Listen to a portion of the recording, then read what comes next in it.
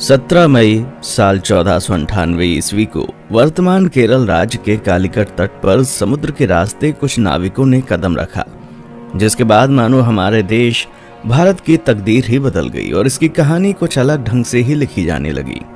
दोस्तों, ये वो दिन था जब यूरोपियन समुद्री नाविक एवं खोजकर्ता वास्को डी गामा ने भारत की खोज की थी। अब बहुत से लोग सोच रहे होंगे कि भारत का इतिहास तो हजारों साल पुराना है। सदियों से यहाँ पर जनपद, मौर्य साम्राज्य, गुप्ता साम्राज्य और दिल्ली सल्तनत के आदि राजाओं ने यहाँ पर राज किया था। तो फिर कोई कैसे भारत की खोज 1498 ईस्वी में कर सकता है? तो दोस्तों, आपको बता दें, भारत में सदियों से जितने भी आक्रमणकारी जैसे सिकंदर, मंगोल आदि आते थे, तो वह हमेशा भारत को पश्चिमी एशिया से जोड़ने वाले मशहूर रास्ते खैबर दर्रा से होकर आते थे। लेकिन 17 मई 1498 को वास्को डी गामा ने समुद्र के रास्ते यूरोप से भारत के केरल राज्य के कालीकट तक पहुंचकर एक समुद्री रास्ता ढूंढ निकाला था, जिसे ही वास्तव में भारत की खोज माना जाता है। दोस्तों, आपको बता दें, उस समय भारत अपने कृषि उत्पादों के लिए बहुत ही ज्यादा मशहूर हुआ करता था। विशेषकर मसालों जैसे कि काली मिर्च, इलायची, दालचीनी आदि के लिए बहुत प्रसिद्ध था, जिस कारण उस समय भारत के साथ व्यापार करने के लिए यूरोप तथा अरब के देशों के बीच होड़ लगी रहती थी। लेकिन उस वक्त एशिया के प्रमुख देशों जैसे भारत, चीन, म्यांमार आदि के साथ व्यापार केवल स्थलीय मार्ग से ही होता था, जिसे सिर्फ मुस्लिम शासक एवं व्यापारी ही इस्तेमाल किया करते थे और मुस्लिम शासक उस मार्ग से यूरोपियों को व्यापार नहीं करने देते थे।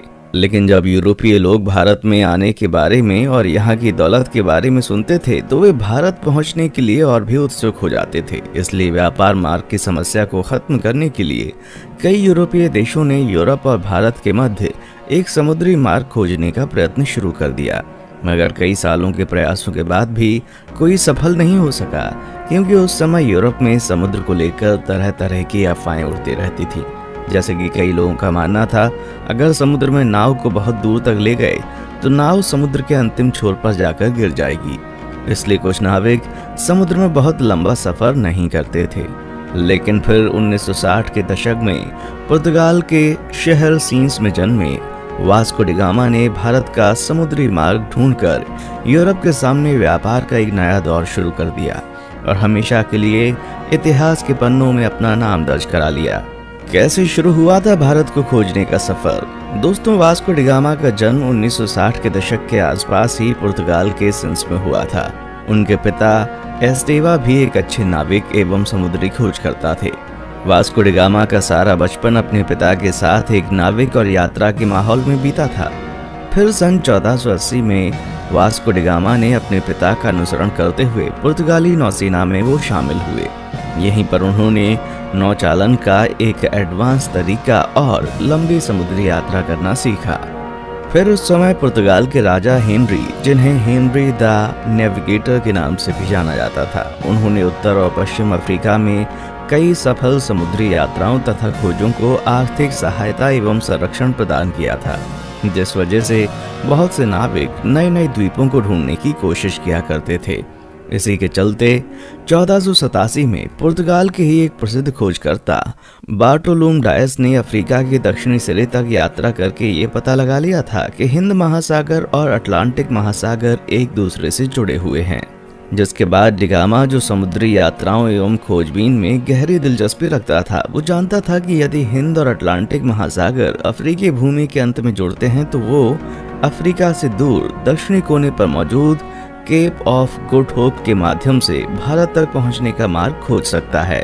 जिसके बाद 8 जुलाई 1497 को वास्को डी गामा ने 4 जहाजों और 170 आदमियों के दल के साथ पुर्तगाल के लिस्बन शहर से अपनी यात्रा शुरू की। वो खुद 200 टन वजनी सेंट गैब्रियल नामक जहाज में सवार हुआ और अपने छोटे भाई पाउलो को सेंट राफेल नामक जहाज का नेतृत्व सौंप दिया। फिर कुछ दिनों के बाद उनका जहाजी बेड़ा इस समय के मोरक्को देश के निकट स्थित कैनरी द्वीप से गुजरते हुए केप वर्दे द्वीप समूह पहुंचा और वहीं 3 अगस्त तक रुका रहा। आपको बता दें, वे लोग जहाज पर अपने साथ पत्थरों के स्तंभ लेकर आया करते थे, जिससे वे लोग अपने मार्ग को चिन्हित करने के लिए विभिन्न महत्वपूर्ण पड़ावों पर स्थापित कर दिया करते थे, जिससे कि उन्हें वापसी का रास्ता मालूम हो सके। वास्को डी गामा ने गिनी की खाड़ी की तेज समुद्री धाराओं से बचने के लिए अटलांटिक महासागर में एक लंबा चक्का लगाया और फिर केप ऑफ गुड होप के दौरे के लिए पूर्व की ओर एक मोड़ ले लिया। ये भारत की खोज में उनकी पहली प्रमुख सफलता थी। फिर 7 नवंबर को उनका बेड़ा आज के दक्षिण अफ्रीका में स्थित सेंट हेलेना बे में पहुंचा। उस समय सेंट हेलेना बे का मौसम बहुत खराब था। वहां बहुत तेज हवा और समुद्री लहरें चल रही थीं, जिस वजह से वास्को डी गामा का दल अगले 22 नवंबर तक आगे नहीं बढ़ सकता था। लेकिन फिर भी कुछ दिनों बाद मौसम अच्छा होने पर उन्होंने यात्रा करना शुरू कर दिया और वे केप ऑफ गुड होप पहुंच गए, जहां पहुंचकर उन्होंने इस जगह का अच्छे से दौरा किया। दोस्तों, आपको बता दें, जब Vasco da Gama Cape of Good Hope नामक स्थान पर पहुंचे तो तभी उन्होंने महसूस किया कि उसका भारत तक मार्ग खोजने का सपना हकीकत में तब्दील हो सकता है। और फिर मार्ग को चिन्हित करने के लिए पहले की भांति वहां एक पत्थर का स्तंभ स्थापित किया और फिर आगे की यात्रा की तैयारी करने लगे। केप ऑफ गुड होप के आगे की यात्रा उन्होंने 8 दिसंबर को शुरू की थी और क्रिसमस आने तक वे दक्षिण अफ्रीका के नटाल तट पर पहुंच गए। अलग अलग नदियों को भीतर और बाहर से पार करते हुए डी गामा का बेड़ा धीरे धीरे मोजाम्बिक की ओर पहुंचना शुरू हुआ। इस बीच वे लगभग 1 महीने तक कहीं पर रुके और जहाजों की मरम्मती का काम किया। फिर 2 मार्च 1498 को डी गामा का बेड़ा मोजाम्बिक द्वीप पर पहुंच गया। जब डी गामा अपने दल के साथ मोजाम्बिक की धरती पर उतरा और वहां के निवासियों से मिला तो उन्हें लगा कि ये पुर्तगाली जहाजी भी उन्हीं की तरह मुसलमान है, इसलिए उन लोगों ने उनकी खूब मदद की। डी गामा का मोजाम्बिक में पड़ाव डालना काफी उपयोगी सिद्ध हुआ। वहां उसे समुद्र के किनारे बंदरगाह पर सोने, चांदी तथा मसालों से भरे हुए 4-5 जहाज दिखाई दिए। उसकी मुलाकात ऐसे स्थानीय लोगों से भी हुई जो कभी कभी भारतीय समुद्री तटों की यात्रा करते थे। इससे वास्को डी गामा को पूरा विश्वास हो गया कि वो उचित दिशा की ओर आगे बढ़ रहा था। उसे उस दिशा को समझने में भी मदद मिली जिधर अब उसे आगे बढ़ना था। फिर 7 अप्रैल 1498 को उनका बेड़ा मोम्बासा में प्रवेश कर गया तथा यात्रा के एक और महत्वपूर्ण ठहराव मोम्बासा के ही मालिंदी में लंगर डाल दिया। मालिंदी में डी गामा की मुलाकात कांजी मालम नामक एक ऐसे गुजराती नाविक से हुई जो भारत के दक्षिण पश्चिम तट के कालीकट जाने का मार्ग जानता था।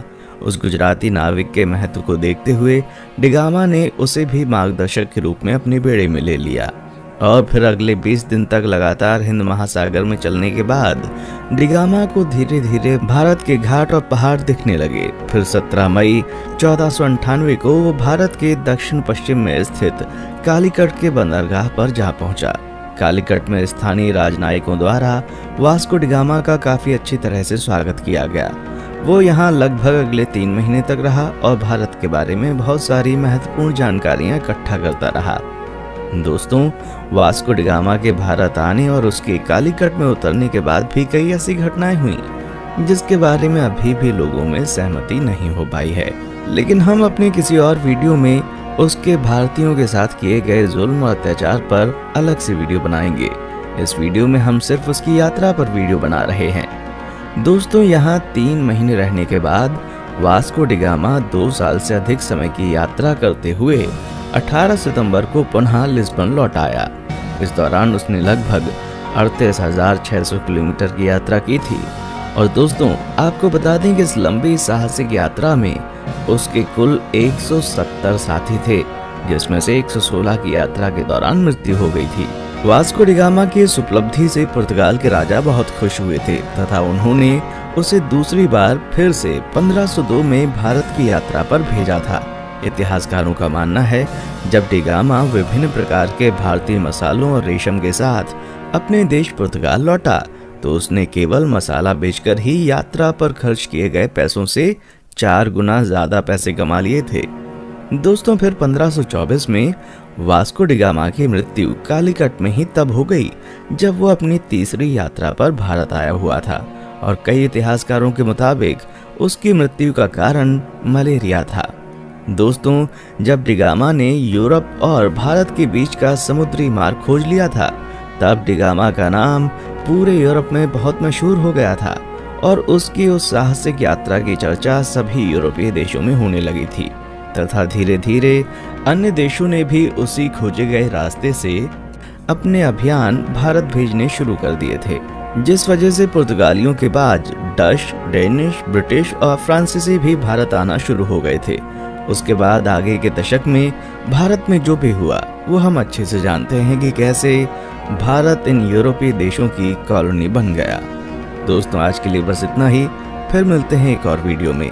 तब तक आप हमारे चैनल को लाइक, शेयर और सब्सक्राइब जरूर करें और आप किस टॉपिक पर वीडियो चाहते हैं नीचे कमेंट सेक्शन में आकर बताएं। देखने के लिए शुक्रिया।